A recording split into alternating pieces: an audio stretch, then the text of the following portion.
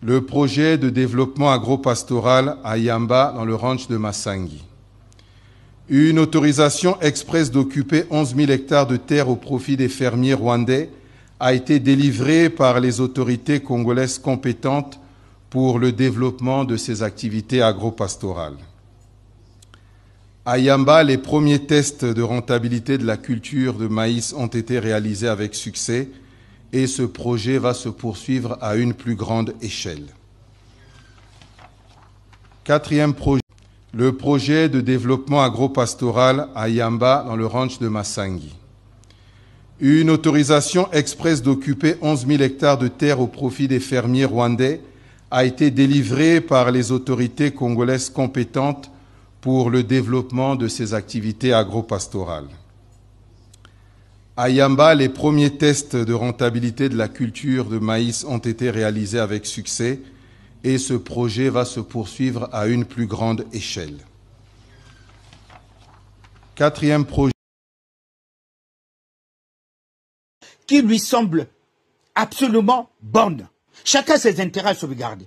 C'est parce que le Rwanda se trouve en conflit permanent avec le Zaïre, la RDC, et que le Congo est obligé de prendre le parti de la RDC ou de prendre le parti du Rwanda. Que le Congo ne peut plus signer ses accords avec le Rwanda parce que le Rwanda ne s'entend pas avec la RDC. On ne peut pas dire comme si nous étions une province du Zaïre. C'était un grand pays, très grand, l'un des plus grands pays au monde. Mais qu'ils montrent leur grandeur dans le combat qu'ils ont avec le Rwanda. Vous n'allez pas vous en prendre à un chef d'État et à un peuple qui librement signe des accords avec un autre peuple. Au motif que vous êtes en guerre avec votre voisin. C'est parce que chez toi, tu t'entends pas avec le voisin d'à côté et que je dois me mettre à choisir un camp. Est-ce qu'on peut être aussi acculturé, aussi civilisé? Comment des gens de l'autre côté ne peuvent pas penser que ce que vous venez de dire peut mettre tout un peuple en colère? Qui est ce Congolais qui peut accepter son chef d'État soit injurié et du coup manquer de respect à un autre peuple? Est-ce qu'il pèse les mots qu'il diffuse? Et si ça, ce qu'il vient de diffuser peut mettre mal les relations entre les deux États?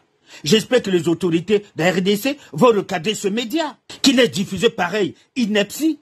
Quelle infirmité verbale! Est-ce que la chose humaine qui a agi sur le plateau là, et cette chose elle est capable de comprendre? Est-ce qu'elle a même la possibilité de jauger la gravité de ces faits?